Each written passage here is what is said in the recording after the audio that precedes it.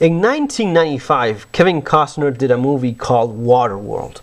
Waterworld was set up in a post-apocalyptic scenario where the polar ice caps had melted and everything was covered in water.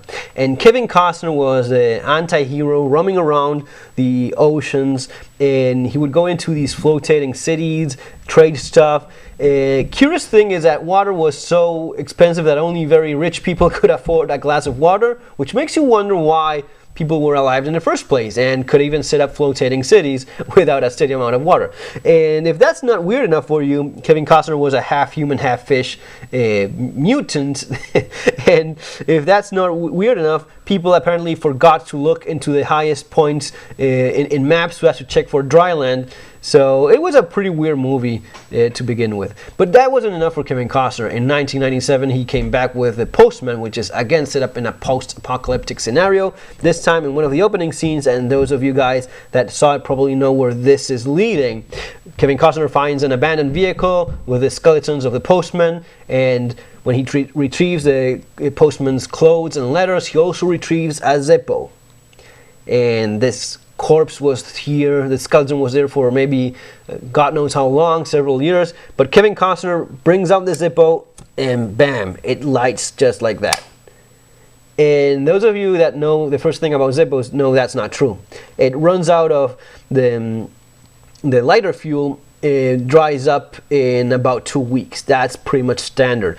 2-3 weeks tops. That's when the lighter dries up and you have to refill it because it does not work. Alright, that's true for this Zippo here. But this Zippo here is kind of special, and it's not only because of the extremely cool custom-made badges that it has, which no, they're not making them anymore. These used to be made by a guy called Relic Raider for those Indiana Jones fans, and no. But it's not only special because of that, but also because if this particular lighter gets lost, forgotten, and found a decade later, it is still gonna be working. And that's because it has a Thunderbird no proof warranty butane insert. Alright, that's the cool thing about it. The Thunderbird allows you to use your old Zippos with a more modern butane gas mechanism. And that's the beauty of it. Butane lighter that hasn't got anything wrong with it. The valves are in okay shape. It should be lasting several years. I've had lighters that last decades without losing the gas. So that's a cool thing. Even if we see lots of Zippos in survival movies and in action movies and such, it is not as dependable because of just that. It just dries up and it's not going to be working when you need it. Yes, you can use the fire steel, sorry, not the fire, the flint, the flint and wheel mechanism. And a little tip, guys, if you have a traditional lighter, a traditional Zippo lighter, replace the filling on the inside with actual cotton, and that cotton is going to be easier to light when using just a spark of the flint and wheel. Just put the cotton in there. Even if you run out of fluid, of lighter fluid, you just remove a little bit of cotton, you put it in there, and a couple of tries, you're going to be igniting that cotton. It's not, of course, as practical as the lighter actually working, but it is a way of getting a fire going. And that's not lost with the Thunderbird Insert. That's one of the things that I really like about it.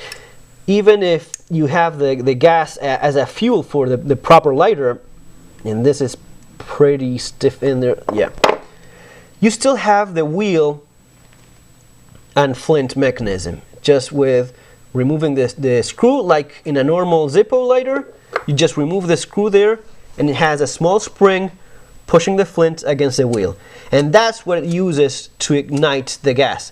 The gas comes out with this little lever. You hear that? When you push it like that, when you close the lighter, it stops working. When you open it, you see what happens with that little lever, releases the gas, and you can ignite it. I'm pretty happy with it. I'm going to be trying it out. It has 2 years warranty, no proof, 2-year warranty. It's not as great maybe as 5-10 years, but I understand it's a lighter and it has a certain You know, it's understandable that things could go wrong beyond the power of the company, but 2 years is enough to make me think that the company is serious about their product, and they're putting a product out there that works, right? So 2 years is far better than nothing, all right? And it's better than 1 year only. So Thunderbird Insert, you have for filling just with normal lighter butane gas tubes. You can fill it over there. One of the things, and another tip here, one of the things that happened was that when I first got it, the flame was just too small. Just even on the maximum output, you see that you use that for putting it on more or less.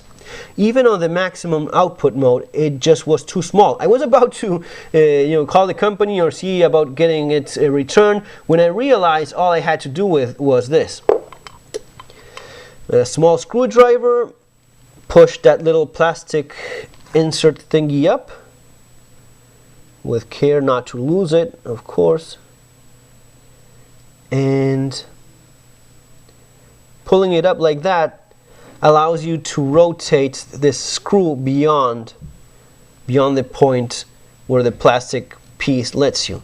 So turning it a little bit more than that, I'm not going to be touching it right now because I'm happy with the way it is, but you can just screw it a little bit more and then insert, then replace the plastic thingy there, sitting it about in the middle, about there. And when you're happy with it, that's it. That allows you, removing the plastic thing allows you to turn beyond this angle that you have there.